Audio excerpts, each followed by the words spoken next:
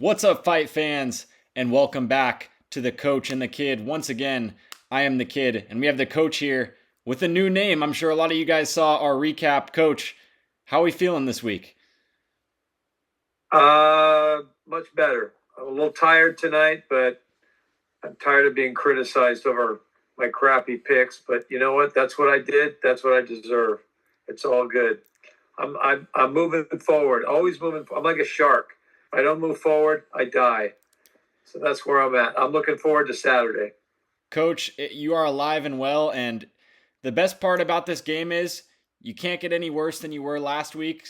I'm predicting a 5-0 little push here, maybe even 6-0. We're going to do the Bryce Mitchell fight for the Coach, but really an entertaining fight night here, Coach. Usually after a big pay-per-view event like we saw in New Orleans, there's kind of a lull and there's a lot of Apex cards, but we move straight from a pay-per-view into an Abu Dhabi card headlined by former 185-pound champ Robert Whittaker and former one double champ Rene de Ridder. Coach, before we get into this breakdown, how do you feel about this event overall? I know we lost the co-main event, Movsar Evloev versus Aaron Pico, but it looks pretty good to me. Coach, how do you feel? About the whole card, I think it'll be pretty fun. It's just weird, though. It's in Abu Dhabi, and Yeah. it's like there's nothing weirder than having a cup of coffee at 9 a.m. and watching guys beat the crap out of each other.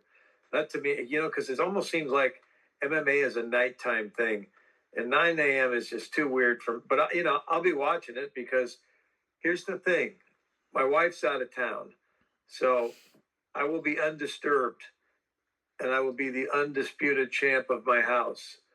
So there you go.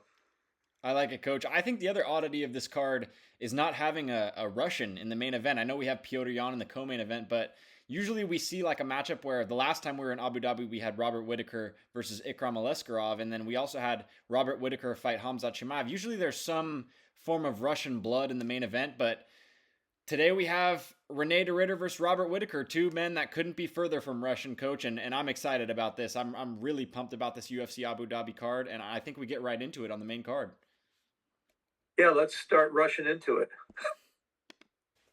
And Coach, I know we said we are going to start with the main card here, but a really intriguing bout to headline the prelims, and I think the full order of the main card hasn't been announced yet. So I believe this could get featured on the main card, and that's why we're covering this fight. Also, Bryce Mitchell, a very polarizing fighter to the fans, so I think we're obligated to cover this matchup.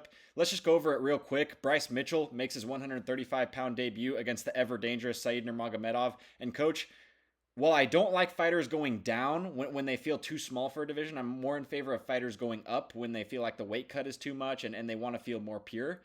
I'm going to go with Bryce Mitchell here. I think maybe he was a little bit small for that 145 pound division.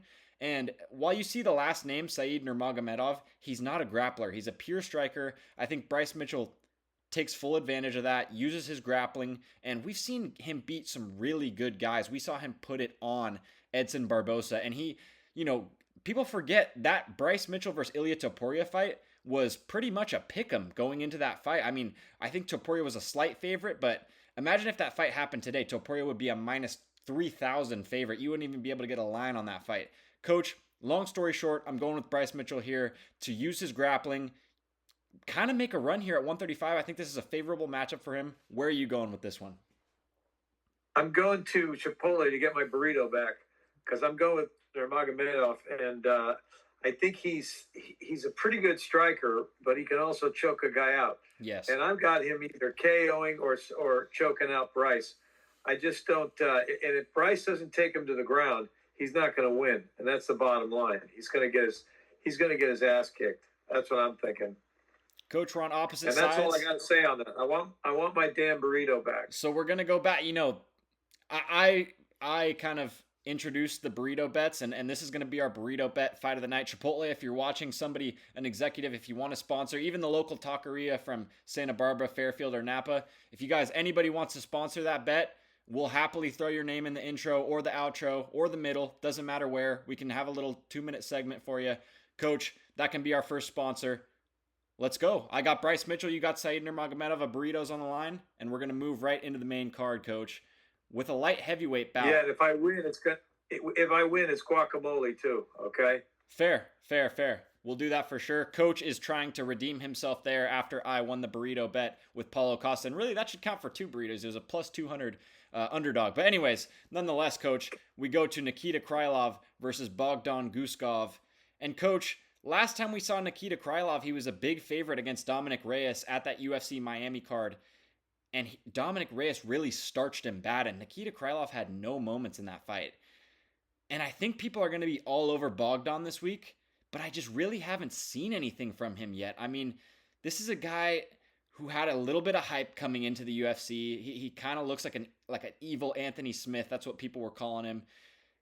Coach, I think Nikita Krylov turns back the clock and gets it done here. You know, I've been kind of known for taking that veteran against a surging prospect, but something tells me that Nikita Krylov, I've thought this guy's been the dark horse at 205 for a long time. He's super underrated. The grappling is great. He just doesn't get in the cage enough to make a run.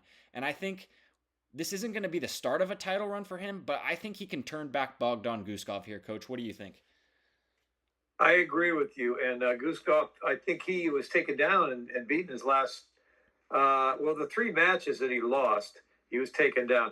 Krylov, his grappling is way better. Yes. It's way better. But if he stays on his feet, if he tries to stay on his feet without grappling, he may get knocked out. Because I think he's a submission guy. It's just I don't know. I don't know that much about his fight IQ. Yeah. But I know that his grappling is way better than Guskov. I've talked to some friends that have some insight, and they think Guskov is going to take him. I just don't see it. But, as you know, I may have been wrong before. Coach, I just think Bogdan's a little bit fraudulent. I mean, you look at the record, and he lost to Volkan Oezdemir. He beat Ryan Spann. He's beaten a couple other guys. I don't see where that number 13 ranking is coming from. I mean, you got a guy like Ryan Spann who was in the rankings at the time at 205, but 205 is a super shallow division. You look at the names on the opposite side that Nikita Krylov has fought. He just fought Dominic Reyes. He's knocked out a guy like Gustafsson, and he's fought really the killers of this division. And I just don't see it from Bogdan, Coach. I'm going to go with Nikita here, and I'm going to go with him by submission in the second round. Yeah, that's about what I got too. Like you said, you don't understand the rankings. The rankings can sometimes be like the judging. Yeah. When it's all said and done, you're like, what the hell are they looking at? I'm going with Krylov too. I think, Coach, sometimes with these heavier divisions, there's not much star power at all. The divisions are very shallow, especially heavyweight. And this guy has kind of a look to him, a unique look. So maybe they're trying to push him there. He's from an area in Uzbekistan where there's not a lot of fighters. So you can kind of build up that region if he is successful. Coach, I just don't see it here. I think it's a little bit too much of a push. I know they're trying to get him a win against Nikita Krylov, who's coming off a really bad stoppage loss. I think Nikita's recovered. I think it's maybe a little bit too quick to be taking this matchup against an explosive guy like Guskov, but I think Krylov has the tools to get it done, Coach. Let's move on. Yeah, he's got the experience. Let's move on. This is my fight of the night, okay? I don't know if you know about these guys. Ochoa is he's legit. And I think he's going to be somebody that people are going to be looking at. I think he's a striker, but then again, I look at the guy and I start thinking about Daniel Zellhuber. Yeah, Coach. I think that's. I think it's a totally fair assessment there. I think this is also. I'm gonna stick with you here. I'm gonna say this is my fight of the night as well. I think Jose Ochoa is a guy that any fight that he steps into could be a fight of the night. And he was a really highly touted prospect as well. And I didn't understand the matchmaking. They threw him right in against Loney Kavanaugh. That's his one loss. And I think Loney Kavanaugh is a future champ at 125. I think that's a guy who's looking incredible on the regional scene. You saw him win the Cage Warriors championship. I didn't understand the matchmaking there of 2 undefeated flyweights, especially with how shallow that division is. Coach, I think this is a really winnable matchup for Jose. You see the size difference. Asu Almabayev is really tough. He's a really good striker. He's got some good names on that resume. But when you see guys from Kazakhstan and some of these Russian guys, their records are super padded. And you see them fighting guys early in their career, fighting guys that are 2-13, guys that are 11-15. Coach, Jose Ochoa has fought some killers, especially earlier in his career. You see the 2 UFC fights to start his career, Loney Kavanaugh, who I think is championship material, and Cody Durden, who's one of the toughest guys in the division, and Jose Ochoa sparked him out quick in the second round. Right. I think he's a big hitter. Yeah, he's a big hitter. He's got a lot of tools. I like him, and I don't think Asu brings that much to the table. I honestly don't. I agree. He's got a lot of tools. I think Asu is really tough, but I think Jose Ochoa has so much explosiveness in his game, and that's what I love to see from a young 125er. And the other thing that I love to see from him, especially from a young guy, is a lot of the times when a young guy has a guy hurt in front of him, they'll swarm and gas out and miss out on the finish. We've seen that so many times before. When he had Cody Durden hurt, he picked his shot and he finished him with 3 shots against the cage, and it was beautiful. He had a back and forth first round with Durden, who's a spark plug of a guy. You got so many guys like that at 125. And the younger guy prevailed by picking his shots in the end when he had him hurt in front of him. Coach, I love the call with Ochoa. I'm on the Ochoa side as well. I'm going to go with first round knockout. I think he puts the pressure on Asu early, finishes him late in the first round, and I think this kid's a star. I think we're going to see that Loney Kavanaugh versus Jose Ochoa later down the line, especially higher up in the rankings. I'm really high on Jose Ochoa, and I think he gets it done here. I agree with you. I feel the same way. I think he's a big hitter, and he's gonna knock him out too. I don't know about the first round, but it's either first or second for sure for me. Yeah. I agree, Coach. And I think this is a guy who needs to be on people's radars at 125. I think 125 is a really slept on division. You've got a guy in Pantoja who's been the champ for so long. It almost feels like he's lapping the competition. So this division needs champions. And there's so many young guys coming up. Like, I would love to see Jose Ochoa win this matchup. And if Josh Van gets beat by a guy like Pantoja, an Ochoa versus Josh Van matchup would be fireworks, Coach. And Ochoa is a guy that's coached by really, really good guys in Brazil. I know it says he's Peruvian, but he's coached by Chute Box Diego Lima, Charles Oliveira's coach. And they have so many guys coming out of that gym that are really, really tough. I can't go on long enough about this guy Ochoa, Coach. I'll stop it there just so that we're not taking up a ton of time. But Ochoa is one of my prospects to watch. I think he gets it done here, and I think on a big stage, this is a perfect spot for him. I agree, and I don't think that's why I didn't pick it for. I don't know. It could be fight of the night, but I think it's going to be one of those fast finishes, so it won't really get fight of the night. I agree. I think a performance bonus is in store one way or another for Ochoa, Coach. Yep. Let's move on. It's kind of a fallen star here. I mean, I'm not one to fully count him out, but Shara Bullet is back taking on Marc-Andre Barriault. And Coach, it was a tough one last time out in trying to solve the puzzle of Michael Venom Page. And I really didn't understand the odds in that fight, Coach. He opened up as kind of a larger favorite against Michael Venom Page. And in my mind, it was like, that's a really tough puzzle to crack, especially for a guy that, while his strikes look diverse in Shara Magomedov, it seems like his game plan is super one-dimensional, and he has a major hole in his game, which is grappling. And we've seen that exploited over and over again. And I think this is another tough matchup here. I think Marc-Andre Barriault has been finished before. He's been used for the UFC to prop guys up, and I think this is one of the same matchups here, but this is not a pushover. I think Barriault uses the clinch work very well, and I think that's Magomedov's biggest glaring weakness. He accepts position. I mean, you've seen it in his first 2 UFC fights where he does damage off his back really well. And that's what I love to see. When he was fighting in his UFC debut, he got taken down and there was damage off the back, but it was kind of like, I'm just going to stay here and throw that damage instead of, I'm going to try and get to the hips and I'm going to try and get back up so I can use my best assets. Ultimately, Coach, while I think Marc-Andre has some strengths to present Shara some problems, I think this is a matchup that the UFC is trying to get him back in the win column in front of his home fans. This is the only place he can fight. They want to see him win. They want to get the Pirate back on track for some bigger matchups. I'm going to go with Shara Bullet by decision here, Coach. Yeah, I am too, actually. I think Shara's going to KO him, though. Mark's been KO'd by a lot of guys. Yeah, very chinny. He's kind of the UFC punching bag, and like you said, he's the kind of guy they use that when they want to bring a guy back. Yep. And he's almost like a sparring partner for a lot of guys. Yep. And the Pirate, he's just got this mystique about him, and a part of it is he's a ginger. He's got the red hair and he's got one eye, and it's like, I mean, he's just so odd. You can't help but like him. Yeah. And he's almost like should be in the WWE or something. He should be going arr, arr, and but he's talented. He's definitely talented, and he's fun to watch. I think he's going to get himself in trouble if he tries to do too many things. Yeah. Because he does have a lot of talent, a lot of spin kicks and all that. He does a lot of interesting things, but he's got to start. The mystique is going to start wearing off if he keeps losing. Yep. But this is a winnable fight, and I think he's going to KO Mark. Super winnable, Coach. I think you speak to a great point, and this takes me back to a fight that we covered in our first ever video. There's such a difference when you get a guy from a region that the UFC needs stars in versus maybe an American guy. Because if you look at a guy like Peyton Talbot, who was coming off a loss, and they instantly throw him Felipe Lima, a very, very tough matchup, they're like, let's sink or swim, kid. And then all of a sudden you have Shara Bullet, who's a very interesting character. You need him in that region in Abu Dhabi because that's where the money's at, and people love watching their hometown guy.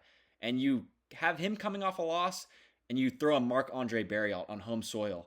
A little bit of a different matchmaking there. You can see who's in the UFC's favor. The UFC wants him back in the win column, and for that reason, right, Coach, I think Shara has the tools to get this one done, as long as, like you said, he's so diverse in his striking attack that it almost gets one-dimensional, if that makes sense. It's almost like you said with Daniel Zellhuber, that high kick is so good, he goes back to the well so often that it almost gets predictable. And that's kind of how it is with Shara's spinning techniques and stuff like that. Like you said, I think it's a great point, Coach. It's almost like, okay, you're down in this round and now you're throwing a spinning heel kick. Like, let's set some punches up, because when the punches are there and he's setting it up, he looks really good. And I think there's been a couple fluky finishes.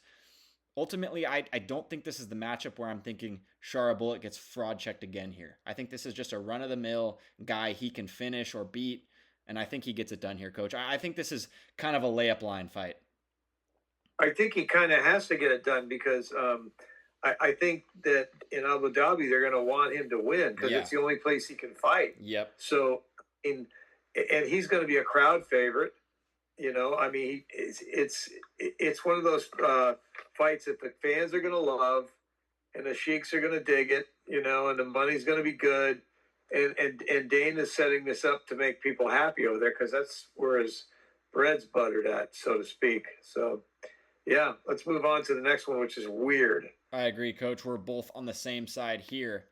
And I agree, moving up to one of the weirdest matchups I've seen since being a fan of the UFC. And Coach, last time we saw Petr Yan in a weird matchup where he was fighting super far down the rankings was when he fought Sean O'Malley. And that was a little bit more justifiable because it's like, obviously the UFC is trying to push O'Malley as a star. They want to push him up the rankings and maybe somehow he can get a win. And it worked perfectly to the UFC's plan.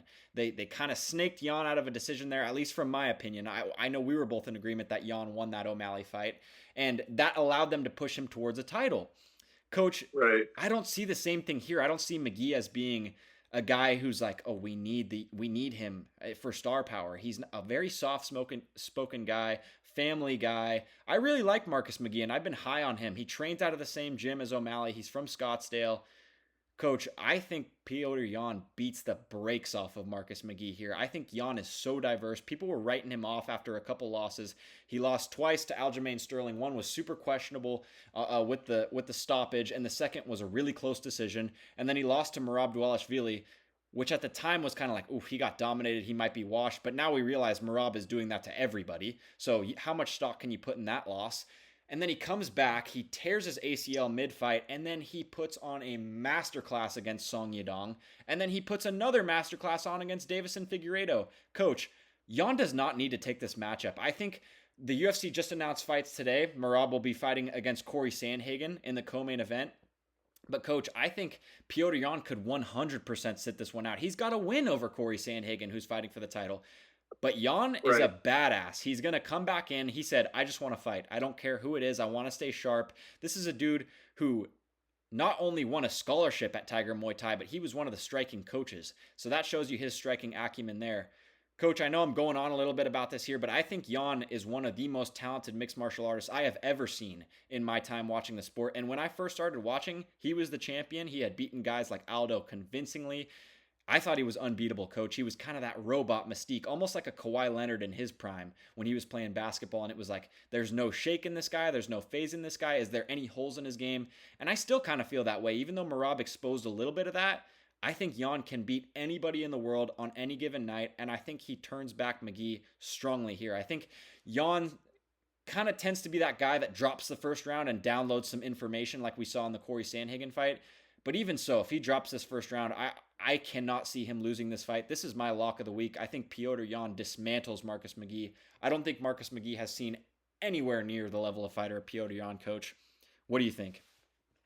Well, you said it all pretty much. You said a lot, and you said it fast, and you covered everything.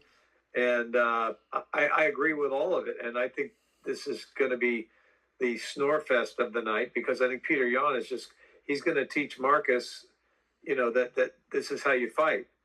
But you know what? I hesitate to say anybody's going to dominate after last week.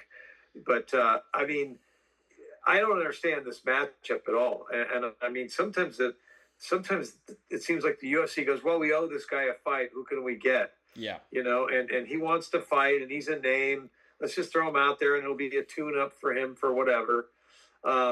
Yeah, I think this is the weirdest fight of the night. So we'll call it the weirdest fight of the night. I agree, Coach. And I think it may have been a case where Yan was just like, you know what, get me on this UFC Abu Dhabi card. It's a home game for me. I'll fight anybody. And they came up with Marcus McGee. Maybe other people were wanting to. I know for a fact Corey Sandhagen was wanting to wait for that title shot. Yan versus O'Malley doesn't make a lot of sense right now. You're kind of saving O'Malley for a bigger matchup. Maybe if he moves up to 145 or something like that. You can't risk your number one contender in a star in O'Malley get beat by Yan, because I think Yan takes that rematch for sure. There's a couple guys ranked ahead. I mean, not a lot of fights make sense at 135 for Petr Yan, and this sure as hell is not one of them. I think this doesn't make sense at all for me, but I think Yan solidifies his case for a title shot after the Sandhagen versus Merab fight. I think he gets it done easily here, Coach. And I think it is a fist fight. McGee has a lot of skills, and he definitely has a shot, especially with Yan taking the first round off majority of the time. But, Coach, I can't see it going any other way than Yan schooling this guy, McGee. All respect to McGee. I'm a big fan, but Yan's another level. Yeah, he is. I'm not going to say no fight is easy.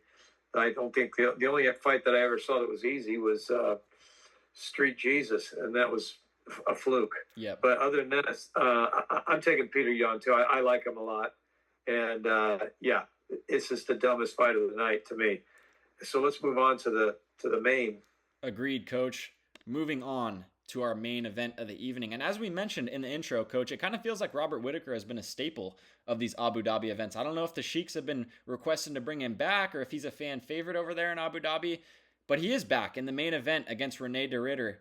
This is a really interesting matchup, Coach. I think I'm going back and forth, and the thing about Rene de Ridder, he is massive for this division. 6'4", you see him at 185 pounds, but this dude is probably upwards of 210 when he gets in the cage. We saw what he did to Kevin Holland. The striking's super sloppy, Coach. We saw it against Gerald Meerschaert. We saw it against Kevin Holland. But the grappling is really, really sharp. The thing that makes me hesitate against de Ridder is you see those two losses. They were both in one championship. One of them was rather recently in the last 2 years or so. He quit. He laid down and quit by TKO. He gassed out and he just quit on the floor. That's not very encouraging for me, especially against a dog like Robert Whittaker. The thing that I don't like about Robert Whittaker, he hasn't really evolved, Coach. I think a lot of MMA is about evolving and getting better and adding new tools to your game. Robert Whittaker kind of has that 2 head kick and the little blitz. I haven't really seen many improvements to the game. And I think if you let Robert Whittaker work at space, he's really good. You saw it in the Ikram Aleskarov fight. Robert Whittaker is fast. He's a really fast 185er because he used to be at 170. So there's that lighter man skill. Coach, I think Rene de Ridder is going to be too big for him here. I think Rene is going to pressure. If it goes past the 3rd round, I think Robert Whittaker takes a decision, because I don't think de Ridder can carry that size into the later rounds as well as he should. But I think his pressure breaks Whittaker in the first 2 rounds. I think we've seen heavy grapplers and really more physical guys break him. I think you see that in the Yoel Romero fight, the second one, where he should have lost that fight. We saw that in the Dricus fight. We saw that with Hamzat, where he kind of just came across the cage and just kind of blitzed him. I think when you put pressure on Robert Whittaker, he's a little bit more uncomfortable. And I think that's what de Ridder's going to do here, Coach. I'm gonna hedge it a little bit. I'm going to go de Ridder within the first 2, but if it gets past the second, I'm going to go Whittaker by decision. But my final pick is going to be de Ridder here early, Coach. What do you think? I'm going the other way. I think Whittaker is going to take him in the third or the fourth. I think he's going to KO him because he's a great striker. Yeah. And I'm never going to bet against an Australian. Those guys are dogs, man. And De Ridder is. I watched the Bo Nickel fight again, and talk about quitting. Yeah. Bo Nickel just looked like he was overhyped. Yeah. And it was too kind small of fun for the division. It felt. What's that? It felt like he was too small for the division, at least against De Ridder. De Ridder looked huge in that fight. He did. He did. It looked like a heavyweight versus a flyweight. Yeah. I mean, he was just he was kneeing him in the stomach, and that he pretty much. I won't say he quit because I've never had a liver shot. Yeah. But he just got manhandled, and everybody's been hyping. In fact, Bo Nickel was saying, "Yeah, I think I could take Chimaev." Yeah, I'd be a minus 1,000 favorite against Chimaev. Yeah. And I think Whittaker he's one of those guys that he De Ridder has to prove himself, but then so does Whittaker. Yep. He's got to prove that he's worthy of another shot. Agreed. This is kind of a big fight. Even though it's not a pay-per-view, it's a big deal. Yes. And anytime you go to Abu Dhabi, it's going to be a big deal, and it's going to be a showcase. And I think, you're saying, why does Robert Whittaker, it's probably a shorter flight, Fair. But I think I'm really curious about it because I do like De Ridder. The fans like him also. And they're kind of curious as to see what he's going to do against this guy. Because, Whittaker's got the championship pedigree. And he's been to the top of the mountain. He's a tough guy. He's had some funky losses, but he's a great fighter, and I think he's got that Volk pedigree too. You know what I mean? Yes. He's an Aussie, and those guys are not quitters, and they love to brawl. It's going to be interesting to see what De Ridder does. I'm fascinated by this matchup. I agree, Coach. And go ahead. The other thing is, like you said, and you made a great point because I was thinking the same thing.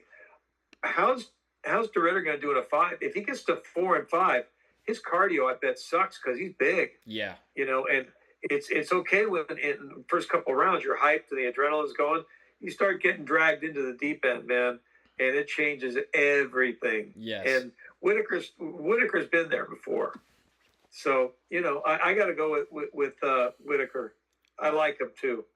100%, Coach. And this is not a pick that I'm really heavily on one side or another. I think De Ridder has 2 rounds to put as much pace as he can on Robert Whittaker with that size. And I think with how big he is, he only has 2 rounds in the tank.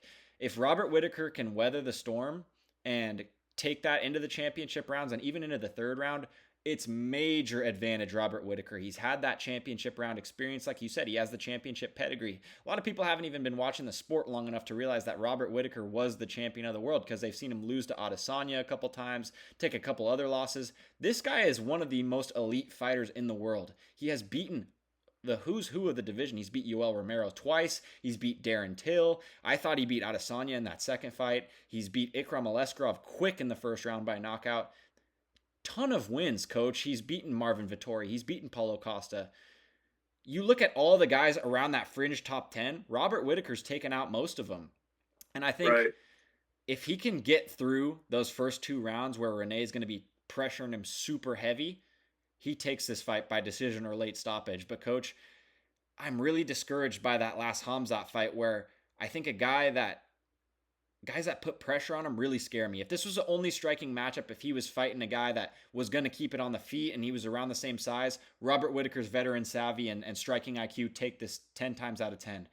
But that size, that length, that pressure from De Ridder make me think he's going to get it done within the first 2 rounds. Coach, I'm a Bobby Knuckles fan. I hope I'm wrong.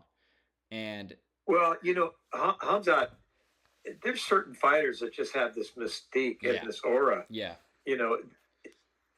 Anybody who fights those guys, man. I mean, the guys with the big name, and now Topuria is one of those guys. Yep. They got a vibe when they come in the ring. De Ridder doesn't have that, and Whittaker might have been sucked into that too. I mean, it's kind of like Potan before he got his ass handed to him. He walked in, he had that stare, and that can freak you out, and I don't think DeRitter is a scary guy. I think he's a big guy, but I don't think he's a scary guy. Yeah, I'm gonna flip my pick, Coach. You did a good job convincing me. I think Whittaker has too much championship level experience. I saw that image of DeRitter quitting on the ground and getting TKO'd is just replaying in my mind. I think Whittaker's too tough to get stopped in the first 2 rounds. I know this is going to be a little bit condescending with my breakdown earlier, but I think Whittaker can get that into the championship rounds. We've seen him do it so many times before. This guy has so much 5-round experience. And like you said, DeRitter is kind of goofy, to be honest with you. I think while he is big, his striking is terrible. If Whittaker can keep this on the feet, which we've seen him do time and time again, I think he beats DeRitter and takes him into deep waters. Coach, I'm going to flip my pick. You did a great job with your analysis. We're both in agreement with Whittaker. I think we agreed on 4 out of 6 fights. I think that's pretty good. One of us, that guarantees one of us isn't going to go 0-5 or 0-6. So I'm happy with that, Coach. I think Whittaker is the side to be on here. I'm going to take the more experienced vet with championship round experience and the championship acumen. Coach, it's been a pleasure. We're here for UFC Fight Night. It's been a really, really good week. I think the UFC has been treating us to some good cards. Dana just announced some really big fights today as well. It was a pleasure having you on, Coach. As always, your analysis continues to get better and better. We'll be back after Saturday for our recap of this event, and it might even be Saturday night because this is going to be an early morning card. No pay-per-view, so if you have ESPN Plus or ABC, go ahead and enjoy.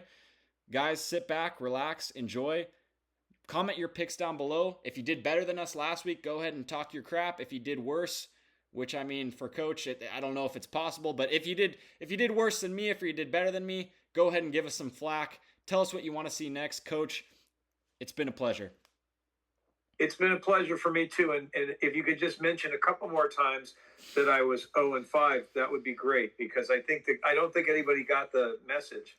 Coach, the only reason that I'm mentioning that you were 0-5 last week is because you killed it the first 2 cards. You were 4-1 on the first card, 3-2 on the second. You should have been 5-0 on the second if there wasn't a Taliesin Teixeira incident. That's what we're going to call it, because we're not even going to mention Derek Lewis's name. It's been really good, Coach. I think the UFC continues to heat up. We've got some great events coming down the pipe. We'll catch you guys this week for more videos. We got the recap coming. I've got a couple new videos, a new series coming for you guys, Path to the Title. Coach, it's been a pleasure. Like I said, I'm the kid. He's the coach. We got 0-5 down there, but this is the legend, the coach. Thank you so much. Thank you for watching. Have a great day. Love you, Coach. Buddy.